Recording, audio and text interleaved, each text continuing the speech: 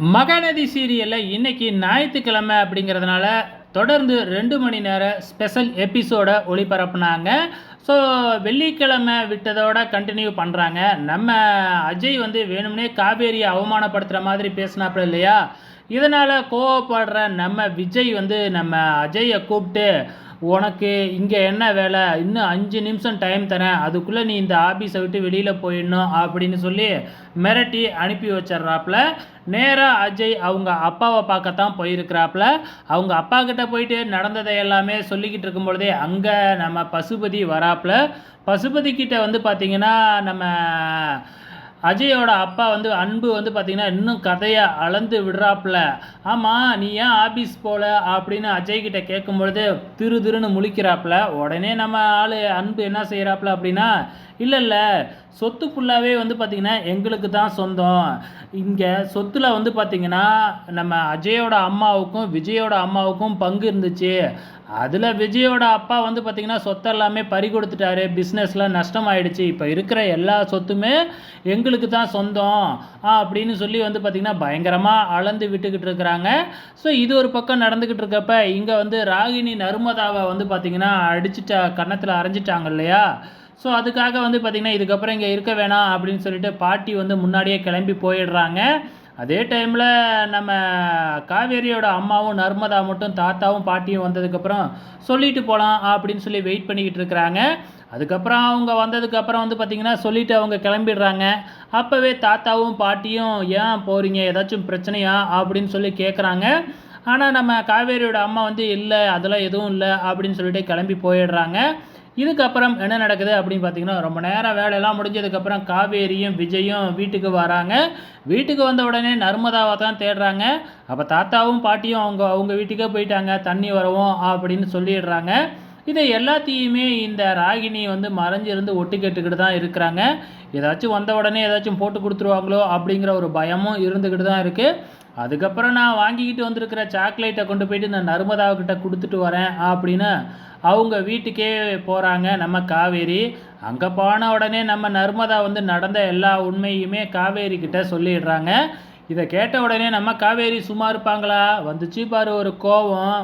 நேராக வந்து ஏ ராகினி அப்படின்னு சொல்லி கூப்பிட்டு, எப்படி நீ என் தங்கச்சியை அறையலாம் அப்படின்னு சொல்லி கேட்கும் பொழுது நம்ம ராகினி ஓவராக ஆட்டம் போட ஆரம்பிச்சிடுறாங்க. இந்த சொத்து ஃபுல்லாகவே என் வீட்டுக்காரரோடது, ஒழுங்க மரியாதையாக உங்களுக்கு 1 வாரம் டைம் கொடுக்குறேன், அதுக்குள்ளே நீங்கள் காலி பண்ணிவிட்டு இங்கேருந்து கிளம்புறீங்க, நீயும் உன் வீட்டுக்காரரும் இங்கேருந்து கிளம்புறீங்க அப்படின்னு ராகினி சொல்லிக்கிட்டு இருக்கிறாங்க.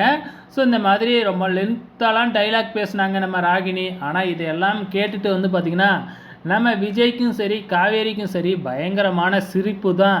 நம்ம தாத்தாவும் பாட்டியும் கூட வந்து பார்த்திங்கன்னா இதை ஒரு ஜோக்காக தான் எடுத்து பார்த்துக்கிட்டு ரசிச்சுக்கிட்டு இருக்கிறாங்க. எல்லாம் பேசிட்டியா, இதுக்கப்புறம் நான் பேசலாம்ல, 1 வாரம் டைம் கொடுத்தல, ஆமாம் எப்போ கிளம்புறீங்க அஜய் அப்படின்னு சொல்லி நம்ம காவேரி கேட்க ஆரம்பிக்கிறாங்க. நம்ம அஜய் வந்து பார்த்திங்கன்னா திருன்னு முழிச்சிக்கிட்டே இருக்கிறாப்புல.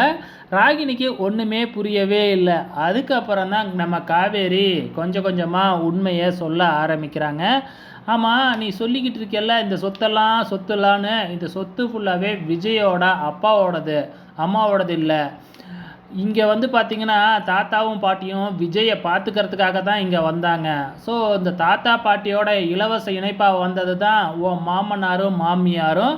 அவங்களே வந்து பார்த்திங்கன்னா இந்த வீட்டில் இலவச இணைப்பு அப்படின்னா வீட்டுக்காரரு எப்படி, உன் வீட்டுக்காரரோட பொண்டாட்டி நீ எப்படி அப்படின்னு நம்ம காவேரி வந்து ராகினியை வச்சு செய்யின்னு செஞ்சு விட்டுட்டாங்க. ஆக மொத்தத்தில் உனக்கும் உன் வீட்டுக்காரருக்கும் இதில் சல்லி பைசா கூட பங்கு இல்லை. வேணும்னா என் வீட்டுக்காரர்கிட்ட சொல்லி ஏதாச்சும் உங்களுக்கு செய்ய சொல்கிறேன் அப்படின்னு நம்ம காவேரி வந்து பிச்சை போடுறேன் அப்படிங்கிற மாதிரி சொல்கிறாங்க. இதை கேட்ட உடனே நம்ம ராகினி கண்ணுலேருந்து தண்ணி பொலன்னு கொட்ட ஆரம்பிச்சிடுச்சு. அதே இடத்துல அஜயை பிடிச்சி உழுக்குன்னு உலுக்கிட்டு பயங்கர திட்டு. நம்ம அஜயால் ராகினியை சமாதானப்படுத்த முடியாமல் நேராக அவங்க அப்பா கிட்ட தான் ஓடுறாப்புல.